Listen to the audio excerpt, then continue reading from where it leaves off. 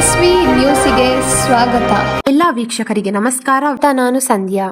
ರಾಮನಗರದ ಬಿಡದಿ ಟೌನ್ಶಿಪ್ ಯೋಜನೆಗೆ ಸಂಬಂಧಿಸಿದಂತೆ ನಿನ್ನೆ ನಡೆದ ಜಟಾಪಟಿ ಬಳಿಕ ಇಂದಿನ ಸರ್ವೆ ಕಾರ್ಯವನ್ನು ತಾತ್ಕಾಲಿಕವಾಗಿ ಸ್ಥಗಿತಗೊಳಿಸಲಾಗಿದೆ.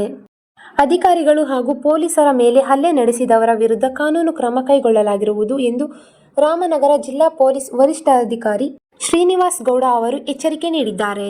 ಒಂದೆಡೆ ಯೋಜನೆ ಪರವಾಗಿಯೂ ರೈತರು ಪ್ರತಿಭಟನೆ ನಡೆಸಿರುವುದು ಕಂಡುಬಂದಿದೆ.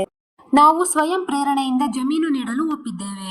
ಆದ್ದರಿಂದ ಜೆಎಂಸಿ ಸರ್ವೆ ತಕ್ಷಣ ಮುಂದುವರಿಸಿ ಪರಿಹಾರವನ್ನು ಶೀಘ್ರ ವಿತರಿಸಬೇಕು ಎಂದು ಅವರು ಆಗ್ರಹಿಸಿದರು. ಮಂಡಲಹಳ್ಳಿಯಲ್ಲಿ ಉದ್ವಿಗ್ನ ಪರಿಸ್ಥಿತಿ ಉಂಟಾದ ಬಳಿಕ ಮಾತನಾಡಿದ ಎಸ್ಪಿ ಶ್ರೀನಿವಾಸ್ ಗೌಡ, ಇಂದು ಸರ್ವೆ ಕಾರ್ಯವನ್ನು ಸ್ಥಗಿತಗೊಳಿಸಲಾಗಿದೆ. ಜಿಲ್ಲಾಧಿಕಾರಿಗಳೊಂದಿಗೆ ಚರ್ಚಿಸಿ ಮುಂದಿನ ನಿರ್ಧಾರ ಕೈಗೊಳ್ಳಲಾಗುತ್ತದೆ. ನಾಳೆ ಸರ್ವೆ ಮುಂದುವರಿಸಲು ತೀರ್ಮಾನವಾದರೆ ಸಂಪೂರ್ಣ ಪೊಲೀಸ್ ಭದ್ರತೆ ಒದಗಿಸಲಾಗುವುದು ಎಂದು ಹೇಳಿದರು. ಗಲಾಟೆ ವೇಳೆ ಕರ್ತವ್ಯದಲ್ಲಿದ್ದ 3 ಪೊಲೀಸ್ ಸಿಬ್ಬಂದಿ ಹಾಗೂ ಅಧಿಕಾರಿಗಳ ಮೇಲೂ ಹಲ್ಲೆ ನಡೆದಿದೆ. ಅಧಿಕಾರಿಗಳಿಂದ ದೂರು ಬಂದ ಬಳಿಕ ಹಲ್ಲೆ ಮಾಡಿದವರ ವಿರುದ್ಧ ಕಾನೂನು ಪ್ರಕರಣ ಕಠಿಣ ಕ್ರಮ ಕೈಗೊಳ್ಳಲಾಗುವುದು ಎಂದು ಎಸ್ಪಿ ಎಚ್ಚರಿಕೆ ನೀಡಿದರು. ಬಿಡದಿ ಟೌನ್ಶಿಪ್ ಯೋಜನೆಗೆ ವಿರೋಧ ವ್ಯಕ್ತವಾಗುತ್ತಿರುವ ನಡುವೆಯೇ ಯೋಜನೆ ಪರವಾಗಿರುವ ರೈತರು ಪ್ರತಿಭಟನೆ ನಡೆಸಿದ್ದಾರೆ. ನಾವು ಸ್ವಯಂ ಪ್ರೇರಣೆಯಿಂದ ಜಮೀನು ನೀಡಲು ಒಪ್ಪಿದ್ದೇವೆ. ಆದ್ದರಿಂದ ಜೆಎಂಸಿ ಸರ್ವೆ ತಕ್ಷಣ ಮುಂದುವರಿಸಿ ಪರಿಹಾರವನ್ನು ಶೀಘ್ರ ವಿತರಿಸಬೇಕು ಎಂದರು.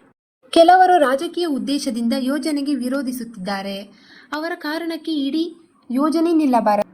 ಪೊಲೀಸ್ ಭದ್ರತೆಯಲ್ಲಿ ಸರ್ವೆ ಕಾರ್ಯ ಪೂರ್ಣಗೊಳಿಸಬೇಕು ಎಂದು ರೈತರು ಒತ್ತಾಯಿಸಿದ್ದಾರೆ.